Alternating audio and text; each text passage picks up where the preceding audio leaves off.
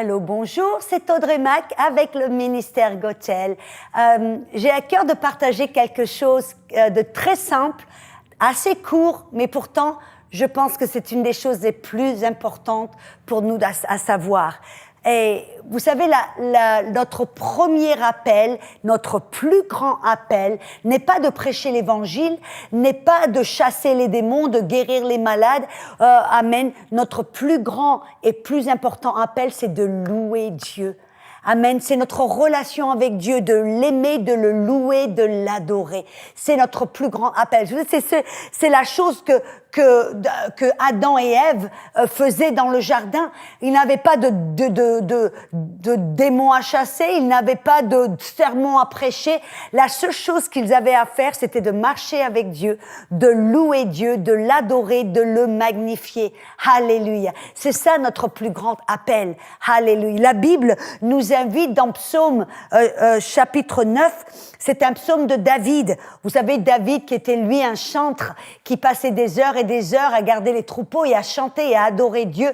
Oh, combien il aimait Dieu et comment il savait l'importance de la louange. Il dit, je louerai l'Éternel de tout mon cœur.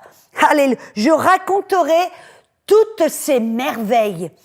Je ferai de toi, Dieu, le sujet de ma joie et de mon allégresse. Je chanterai ton nom, Dieu très haut. On voit là que la louange et l'adoration, c'est de louer Dieu, de se rappeler de sa grandeur, de sa puissance, de sa bonté, de son amour. Et c'est au plus sens du terme, au simple sens du terme, c'est de magnifier Dieu, d'élargir Dieu, de le grandir à nos yeux et de déclarer sa grandeur, son importance, sa puissance et son amour et sa fidélité. Alléluia. Vous savez, je suis maintenant je suis chrétienne, ça fait maintenant, je crois, 35 ans, 35 et quelques années, et je suis allée dans de nombreuses églises. J'ai vu de nombreux moments de louange et d'adoration. Vous savez, il y a quelque chose qui me tient à cœur et qui me dérange très souvent. C'est que on voit très souvent dans ce que l'on appelle entre guillemets de la louange et de l'adoration n'est rien d'autre que de parler de soi-même. On parle de mon besoin de Dieu, on parle de mon impotence, on parle de mon combien je ne peux rien faire, que je suis un petit vermisseau, ou que j'ai besoin de Dieu, ou que j'ai soif pour Dieu, ou que je veux Dieu, ou que moi et moi-même. Vous savez, si vous pouvez regarder certains chants et certaines chansons, surtout dans cette nouvelle génération, dans les années qui ont précédé, la plupart des chants sont centrés sur nous-mêmes. Ce n'est pas ce que j'appelle de la louange et de l'adoration au simple sens du terme, car vous vous rappelez ce que j'ai dit, la louange et l'adoration, c'est d'adorer Dieu, c'est de louer Dieu, c'est de magnifier Dieu, c'est de l'agrandir à nos yeux. Amen. Mais la plupart du temps, dans nos églises, les chants que l'on chante, les chansons que l'on écrit, ce sont des chansons qui sont remplies de je, de moi, de nous, de moi-même. Et ce n'est pas de l'adoration. Oui, je me rappelle, j'étais un petit peu frustrée un jour et je dois l'avouer, un petit peu pendant la louange et l'adoration et j'avais comme quelque chose à l'intérieur, j'étais un petit peu frustrée parce que mon cœur voulait louer Dieu, mon cœur voulait adorer Dieu. Mais les chansons que l'on chantait, c'était des chansons à mon sujet, au sujet et je me disais, mais non, je veux adorer Dieu, je veux magnifier Dieu, je veux l'élargir à mes yeux, je veux le remercier, l'aimer. Vous vous rappelez ce que David aussi a dit dans le psaume 100, que l'on va rentrer au travers de ses portes et il dit, je vais rentrer avec de la joie. Alléluia. Je vais rentrer, venir dans sa présence avec de l'allégresse. Amen. On doit rentrer dans ses portes avec des louanges et on doit rentrer dans ses parvis avec de l'adoration et même la Bible dit des actions de grâce. C'est ça que l'hébreu veut dire. On rentre dans sa présence avec des actions de grâce parce que Dieu est bon, Dieu est puissant, Dieu est grand et on peut le louer, on peut le magnifier. Amen. Et donc, vous savez que la chose intéressante, c'est que votre esprit veut louer Dieu. Votre esprit a envie de s'engager dans la louange. Et très souvent, moi, je vois comment on appelle ça, des ministères de louange qui essayent de motiver les gens en leur disant « Allez, rentrez, commencez, louez le Seigneur, allez-y, remuez-vous. » Et en moi-même, je me dis « Mais si vous donnez aux gens et au peuple des chansons de louange, des actions de grâce et de l'adoration envers Dieu, en parlant de sa grandeur, de son amour, de sa fidélité, de sa puissance, votre esprit va automatiquement s'engager. Votre esprit amène le profond qui appelle le profond. Votre esprit veut s'engager. On n'a pas besoin de vous motiver. On n'a pas besoin d'essayer de vous faire louer le Seigneur. Votre esprit va vouloir et veut louer le Seigneur. Et très souvent, j'observe quand je suis dans l'église, et le Seigneur m'avait dit ce jour-là, parce que j'étais un petit peu frustrée, j'ai dit, mais Seigneur, je veux te louer, mais regarde, ces chansons ne font que parler de nous-mêmes. Amen. Et le Seigneur m'a dit, Audrey, calme-toi. Il me dit, il y a une place pour ce genre de chansons. C'est pour la dévotion. Quand tu es chez toi, que tu as envie de rentrer, d'engager ton cœur, d'engager envers le Seigneur, que tu as envie d'être dans cette, de te repentir ou d'être dans un endroit où tu veux t'engager. Il dit, c'est ok, c'est bon, ça a sa place. Mais au propre sens du terme, la louange et l'adoration, on doit magnifier Dieu. Voyez, ce genre de dévotion, ça reste horizontal parce qu'on ne fait que parler de nous et c'est en fin de compte centré sur nous-mêmes. Mais la vraie adoration, la vraie louange, c'est ce que j'appelle vertical. C'est-à-dire que ça va vers Dieu. On parle de Dieu, à Dieu, au sujet de Dieu et pour Dieu. Et vous savez, quand on lui donne ce genre de louange, où on l'adore, on le remercie, on le loue, on l'agrandit, on le remercie, ça va faire ça. D'abord, ça va bénir le cœur de Dieu. Amen. Alléluia. Mais ça va faire quelque chose de puissant. Ça invite la présence de Dieu. Amen. Vous savez, je me rappelle de Paul, vous savez, l'apôtre Paul, lui qui était en fin de compte, qui avait fait la volonté, il était dans la ville de Philippi, il était avec Silas et puis là, ils avaient chassé un démon, ils avaient prêché, bref.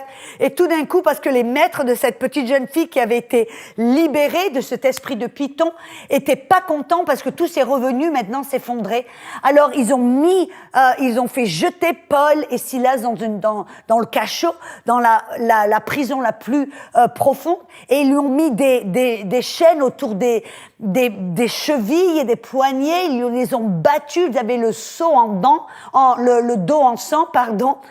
Et là, tout au fond du cachot, tout au fond de la prison, vous savez ce que Paul et Silas ont fait? Ils ont commencé à chanter, ils ont commencé à adorer Dieu, ils ont commencé à le remercier, à le magnifier, à dire combien il était puissant, combien il était bon, combien il était fidèle. Et qu'est-ce qui s'est passé tout d'un coup? Waouh! Il y a eu comme un tremblement de terre. Et tout d'un coup, qu'est-ce qui s'est passé? Toutes les portes de la prison se sont ouvertes. Toutes les chaînes se sont cassées. Et vous savez, ce qui est magnifique, c'est que personne n'est parti. Personne n'est sorti. Vous savez pourquoi? Parce que ce genre de louange, et je fais une petite parenthèse, Paul et Silas n'ont pas loué le Dieu en disant, ouais, si on loue, tu vas nous libérer. Non, non. C'était simplement leur cœur qui voulait se rappeler que peu importe la situation dans laquelle ils étaient, Dieu était bien plus grand, que servir Dieu, aimer Dieu, louer Dieu était la chose principale et de l'abondance de leur cœur, leur bouche commençait à louer le Seigneur et à l'aimer, et à le magnifier comme des enfants qui savaient que c'était leur appel numéro 1 de louer l'Éternel.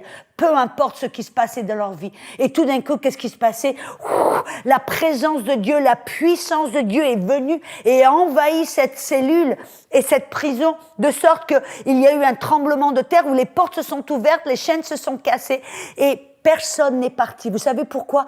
Parce que la présence de Dieu était tellement puissante, était tellement là que tout le monde était cloué au sol. Vous avez déjà témoigné cela, vous avez déjà vu où la présence est tellement forte que vous n'arrivez pas à bouger. Vous êtes là, cloué, ou au sol ou sur votre chaise. Ah, moi, je sais, j'ai eu cette expérience où, vous voyez, la gloire de Dieu est tellement pesante, était tellement, comment on dit, forte et puissante que notre corps ne peut pas bouger. Et c'est ce qui s'est passé.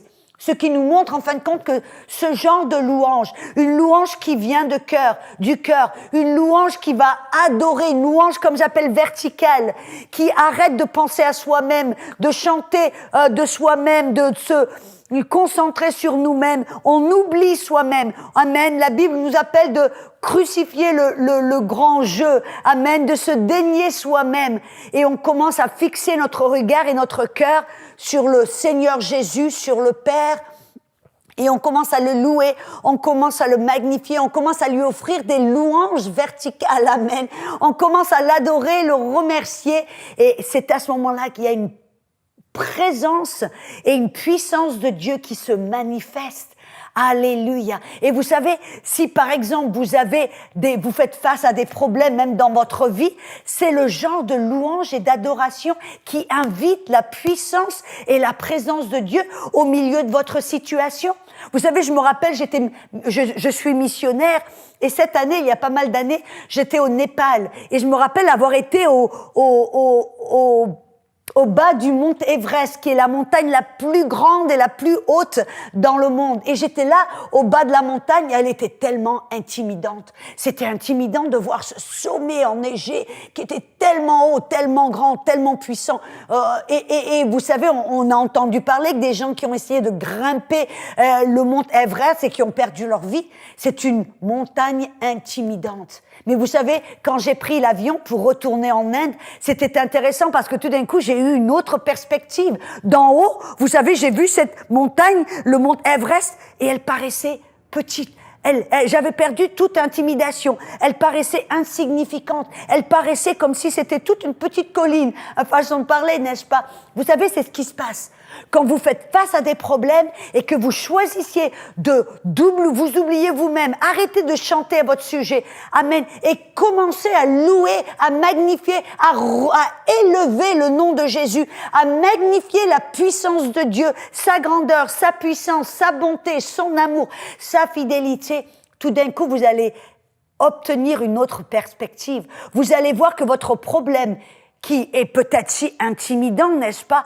Ça peut être le cancer, ça peut être des dettes, peu importe qu'est-ce que c'est, votre problème va rétrécir face à la grandeur et la puissance de Dieu. Mais ça veut dire que vous allez devoir vous engager, que vous allez devoir vous oublier vous-même et fixer votre regard sur Dieu pour le louer, pour le magnifier, pour l'élever, pour déclarer sa bonté, sa grandeur, sa puissance. Voyez, c'est cela la louange. C'est ça cette vraie louange. Et vous savez, c'est intéressant parce j'ai regardé une conférence une fois, et puis il y avait ce ministère de Louis Giglio, et c'est un homme qui est très intéressé avec l'astronomie et ce genre de choses. Et il racontait qu'en fin de compte, qu'il y a des astronomes qui ont des télescopes gigantesques qui veulent et il les amène il les dirige vers certaines galaxies et planètes parce qu'ils sont intéressés de voir qu'est-ce qui se passe. Et ils ont découvert que certaines étoiles, certaines galaxies émettent certains sons. Et donc, au travers de ces télescopes, ils ont écouté les sons qui venaient de ces galaxies, de ces planètes et de ces étoiles. Et alors, qu'est-ce qu'ils ont? Ils ont découvert, ils étaient épatés, il y avait différents sons. Amen.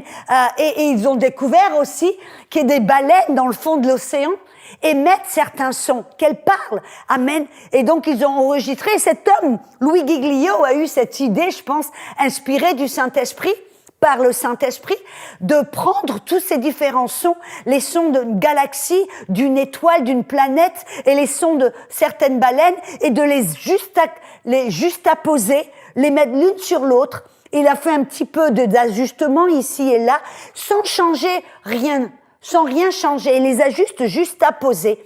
Et il a écouté et il a vu que ça ressemblait à une symphonie. C'était comme s'il y avait les violons, et il y avait tout d'un coup les trompettes, et il y avait peut-être la percussion. Il y avait différents sons qui venaient de différentes étoiles, planètes et animaux, et ça créait une symphonie. Et tout d'un coup, il a eu cette idée, inspirée par le Saint-Esprit, je suppose, en se demandant, mais qu'est-ce que ces baleines racontent? Qu'est-ce que ces étoiles proclament? Qu'est-ce que c'est qu'elles sont en train de dire et de proclamer? Et tout d'un coup, il a eu cette idée, cette chanson, et c'est un homme, Chris Tomlin, ça s'appelle « How great is our God », comment grand est notre Dieu. Amen. Je ne sais pas exactement les paroles en français, mais ce sont les paroles. Combien grand est Dieu, combien grand est Dieu. Amen. Et donc, il a pris cette chanson de Chris Tomlin et il l'a mis et juxtaposé avec ce concert philharmonique que créaient ces planètes, ces étoiles et ces baleines.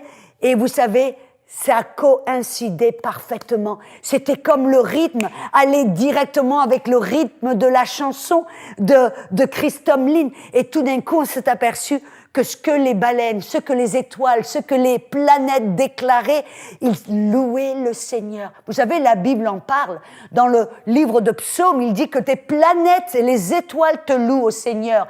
Que les animaux de l'océan ont une chanson, chantent et te magnifient au Seigneur. Alléluia. Et même vous rappelez, ce n'est pas étrange, parce que vous vous rappelez quand Jésus était il est rentré dans Jérusalem, assis sur un anon, et que tout d'un coup les gens ont commencé Hosanna, Hosanna, et à louer le Seigneur avec des branches de palmier. Et les pharisiens l'ont attaqué en disant, mais comment, dis-leur de se taire. Et Jésus a dit, si ils se taisent, les pierres vont me louer.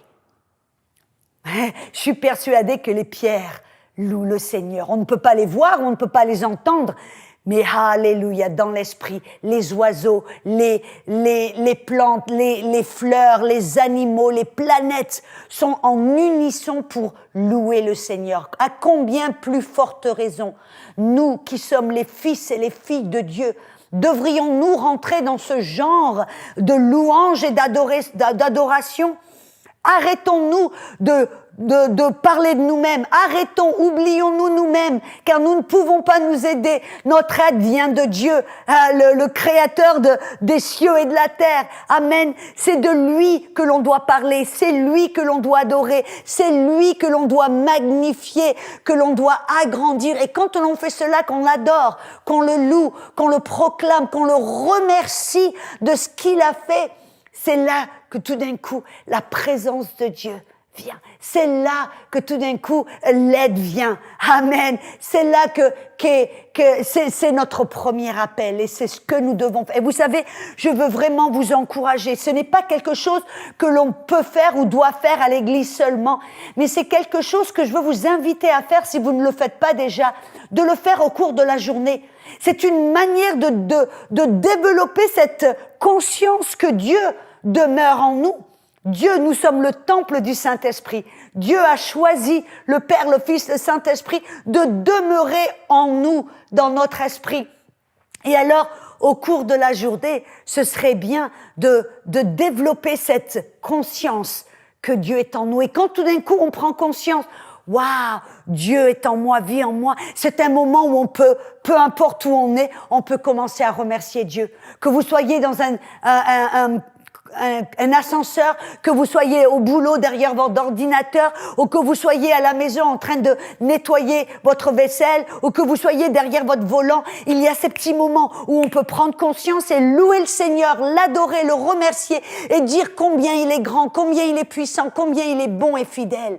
Et vous savez, quand on fait cela régulièrement, c'est là où tout d'un coup, le plus on prend conscience de sa présence, le plus sa puissance et sa présence et sa force se dégage et se manifeste au travers de nous.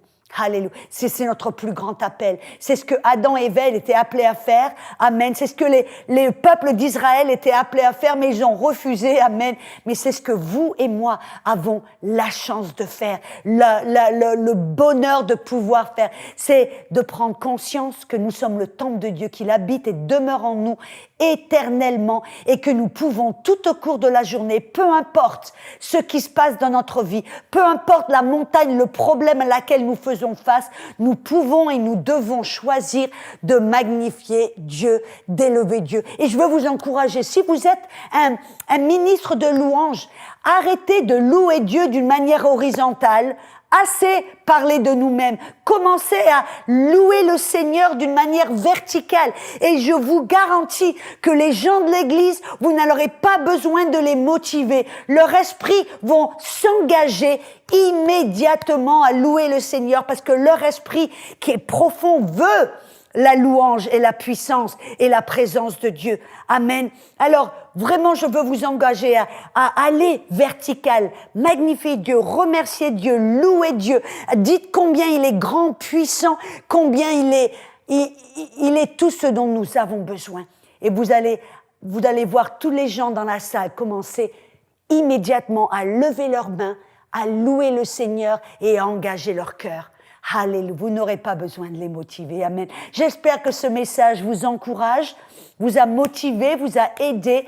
Et n'oubliez pas que nous avons un canal YouTube. N'oubliez pas de vous inscrire, de mettre la petite clochette pour recevoir des notifications. Nous avons des messages. Alléluia, je crois que c'est tous les mercredis. Alléluia.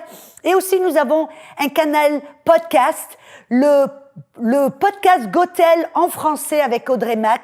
Nous avons des messages, je pense, tous les jeudis. Alors, branchez-vous, inscrivez-vous. Nous avons aussi un site internet, gotel.fr, où vous pouvez voir notre itinéraire, là où je vais être. Amen. Je serai peut-être près de chez vous. Amen. Et nous avons des articles, nous avons tout un tas de choses à votre disposition. Amen. Soyez bénis et on se revoit bientôt. Amen.